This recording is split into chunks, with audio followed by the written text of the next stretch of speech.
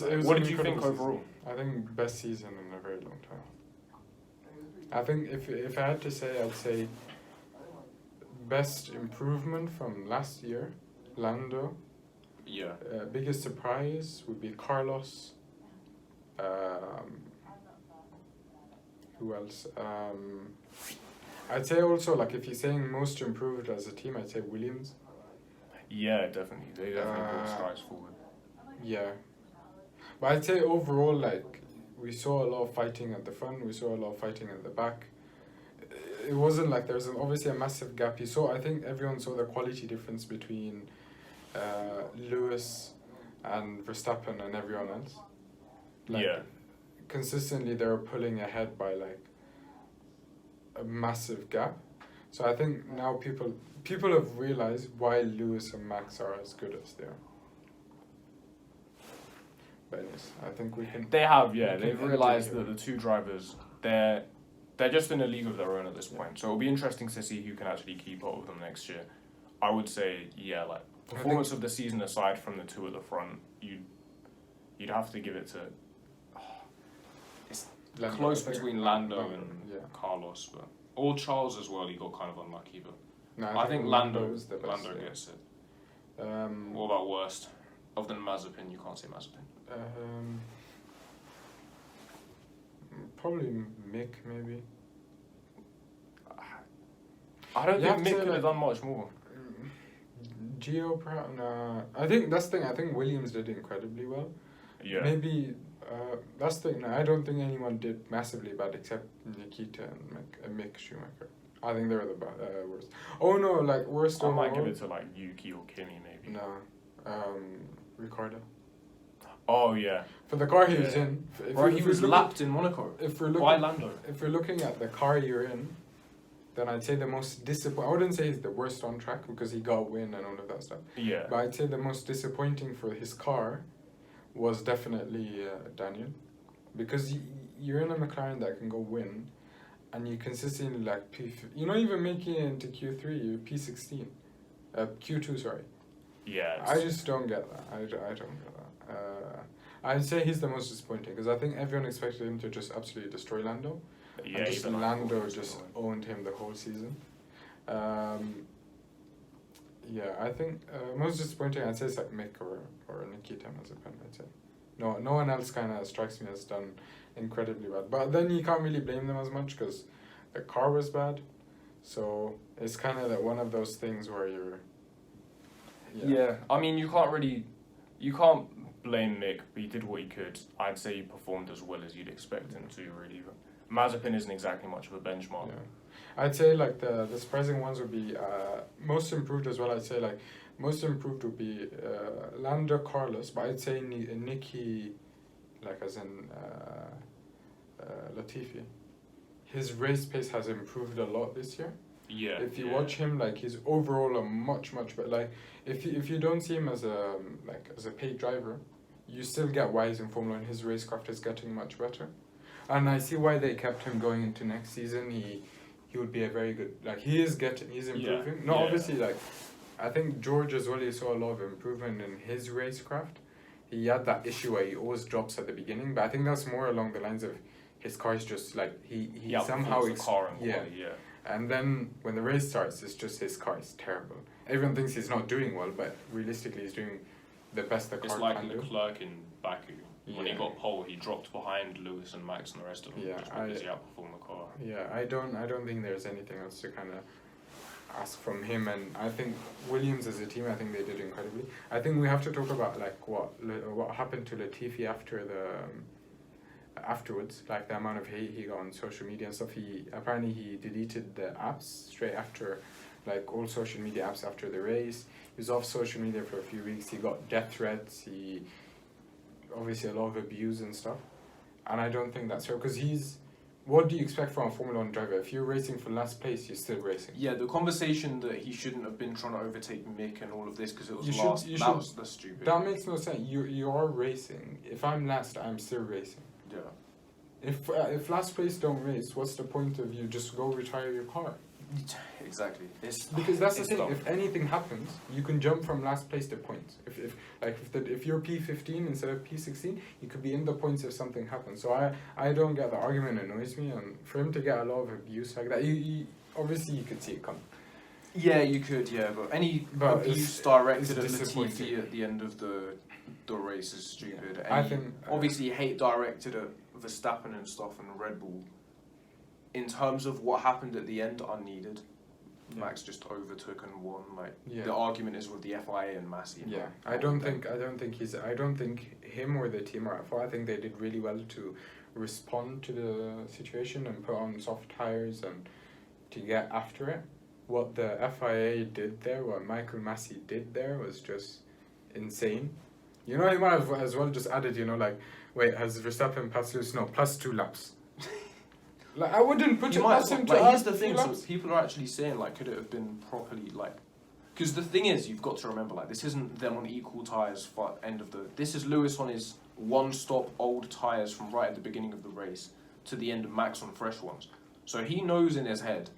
Max is passing. Yeah, like, you know... And like, there's it's no completely- DRS as like, well. There's no denying it. If you let them race for the last lap, if you're Max finessing is- the rules to let them race for the last lap, then Max is winning, like. So you've chosen the champion. You've literally just chosen who you want to win. Yeah, I think that was unfair for both of them because it's always going to be the case where Max's first championship is going to be like that, but then Lewis lost the championship because of that. So it's kind of unfair to both because it kind of stains his first championship, but he doesn't get his 8th, which he kind of deserved by the end. So it's, yeah, going into next season, I think like, I'm hoping the cars are a lot closer. Obviously, with the way the wind tunnel testing time and the CFD time is arranged, one team is not going to be able to dominate, like say Braun in 2009. So Yeah, I mean, actually, I just It's want to get your interesting. opinion quickly before the end on the argument of.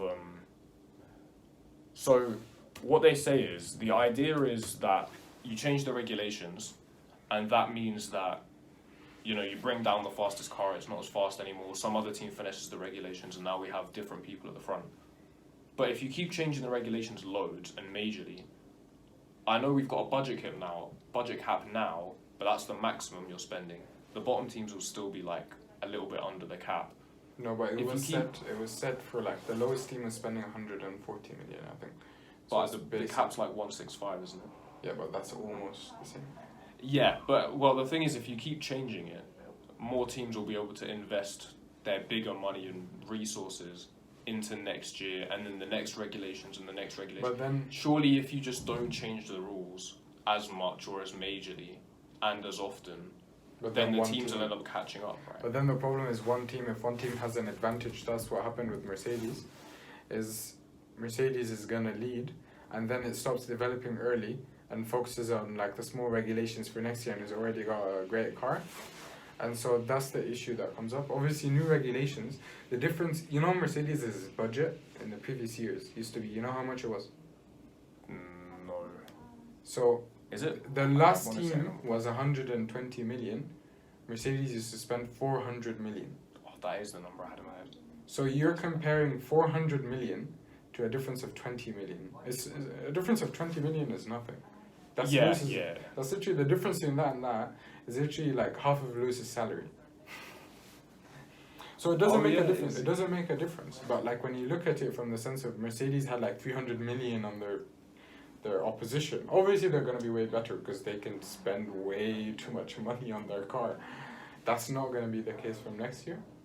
And obviously wind tunnel testing time and CFD testing time, we're going to explain this later on, but the way it's arranged is even if you have if you're first, so I'm going to just give a quick explanation now, but say Mercedes has like the least amount of time going into the season and so forth, so Haas has the most amount of time. It's set as a percentage. By mid-season, the summer break, everyone is given, so say if Haas is first, then Haas gets the least amount of time going into the rest of the season. Yeah. So there is a reset at midway through the season for more wind tunnel testing time and more CFD time, and it goes to actual teams at the bottom who get a lot of time. Teams at the top don't get that much time. So what's gonna happen is you can go midway through the season, dominate the first half of the season, and then teams do research. They've seen what you've done. They add research on top of that, and they pass you. It's a good way. No, in theory, So yeah, it's a good that is, idea. I think that's a much better way of doing it than obviously you're gonna do that 5-6 years, then maybe change the rules a bit more.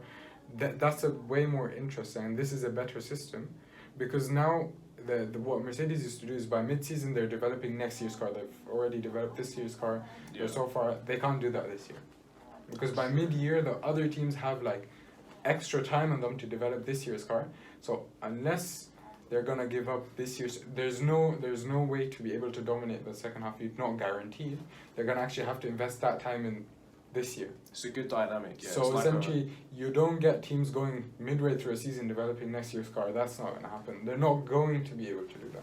Obviously, they're gonna be developing it, but on a very small scale, instead of turning like the whole factory towards next year's car, with just small teams. That's what Mercedes would do. They turn the whole factory, develop next year's car, and just keep small teams on like reliability essentially.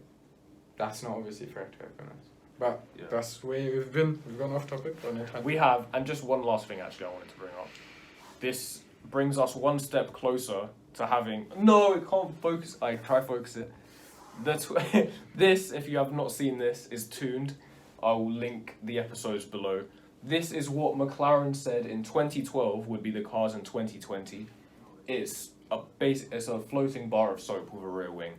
It looks like the Apple mouse. Oh, it does. Yeah, it does. It does actually. It does.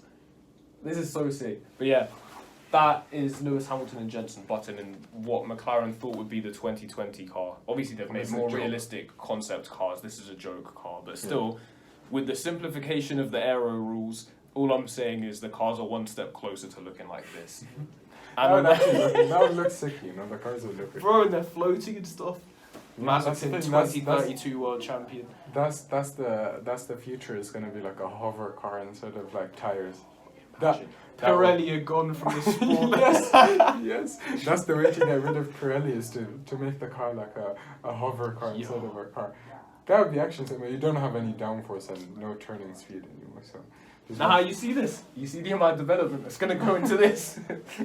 it's all in the engine, bro. Bro, It's my all in the- degree would be put in the bin, you know. It's all I'm in the studying engine now. aero. It's all in the engine now. You're saying that as if I'm studying a different degree. I'm in the same situation. Same boat as you. What an episode, bro. I'll link Tuned below as well, actually. I got a link Tuned. Tuned is great. But yeah, on that note, with this in the background as well, I've just got to say Spotify have now, if you listen to this on Spotify and somehow made it to the end, released a reviewing system if you listen. Give us 5 stars on that if you can, and on any other audio platform that you listen to. Like and sub to the YouTube, obviously. We haven't really said that before, but might as well. And yeah, we'll catch you lot next week for the, I think it's Introductory series to Formula One. kind of a series explaining F1, and we'll go through the basics then. Yeah, we're gonna have one episode that's kind of very beginner friendly. So if you have no clue about F1, that's kind of directed at that. And then the week after, we'll kind of build on top of it, and we'll discuss a bit more kind of complicated stuff. But yeah, we should have like 2 episodes across 2 weeks that kind of discuss everything you need to know to kind of sit and watch an F1 race and not be confused with anything. Yeah. Including like trims, so like what's an undercut, what's an overcut, oversteer, understeer, diff, deg, all that stuff. Yeah, we'll go through everything. So, there you go. Thanks for listening, and we'll see you next week.